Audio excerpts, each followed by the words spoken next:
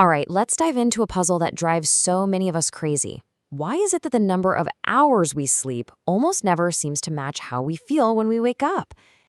You've been there, right? You got a full 8 hours of sleep, maybe even more, but you wake up feeling like you've been hit by a truck.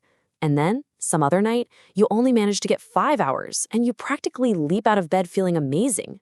It feels totally random, but it's really not. So how on earth is this possible? It's not about luck, and it's not some weird biological quirk. The secret is actually hidden in your psychology. Specifically, it's about your mental state right before you drift off to sleep. And this brings us right to what I like to call the 8-hour myth. We're all taught to focus on the quantity of our sleep, right? But that advice completely misses the most important part of the equation, the quality of our mental rest. So here's the bottom line. The real reason you wake up feeling exhausted isn't because of a bad sleep schedule. The actual culprit is something called cognitive overload. It's about taking a mind that's just too busy and too stressed to bed with you. Okay, so what exactly is going on when your brain is on overload? Well, your mind doesn't just switch off when you lie down. It secretly keeps working all night long, and that's where the trouble really starts.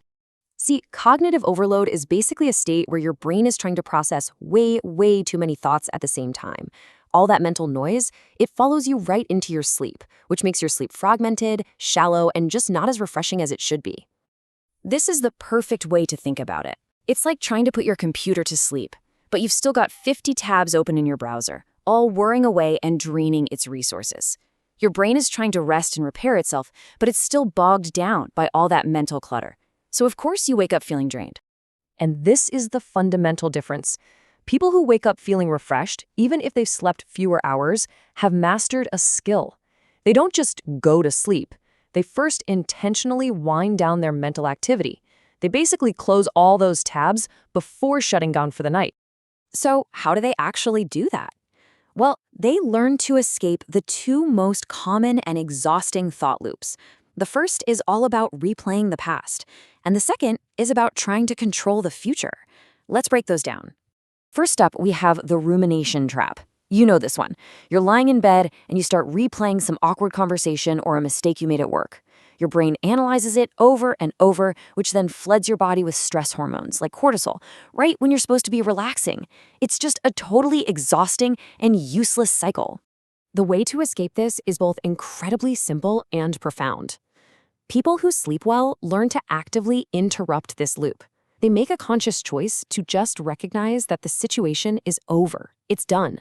And trying to solve it at 2 in the morning is going to get them absolutely nowhere. All right, so that's the past. The brain's other favorite nighttime activity is trying to control tomorrow.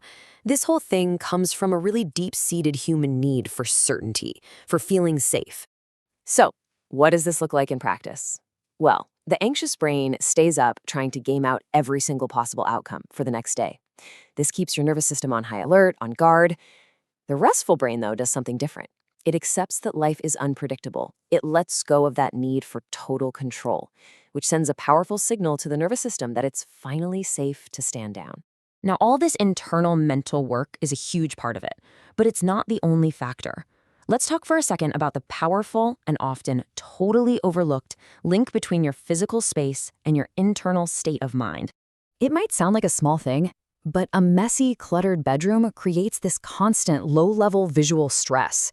Your brain sees all those unfinished tasks, the clothes on the chair, the stack of mail, and it adds to your cognitive overload without you even realizing it's happening.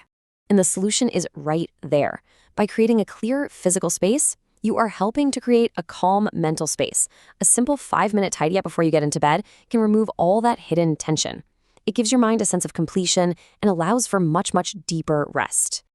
So as we pull all of this together, we finally arrive at the real secret to waking up feeling refreshed. And it all boils down to a simple but profound idea: the power of letting go. At the end of the day, the secret isn't about forcing yourself to sleep more. It's about creating the right conditions that allow your mind to rest deeply. It's all about quality, not quantity. And this is what it all comes down to. True restorative rest begins the moment you stop trying to control the past by ruminating on it and stop trying to control the future by worrying about it. Waking up fresh isn't just about getting lucky. It really is a skill, and it's a skill you can learn. It means clearing out that mental clutter before bed. It means letting go of past events, surrendering that urge to predict tomorrow, and creating a calm, physical space that tells your brain it's time to rest. So, I'll leave you with this question to think about tonight. As you're getting ready for bed, what is the one thing, one worry, one memory, one little task that you could consciously decide to let go of, just for tonight, to find a deeper sense of peace?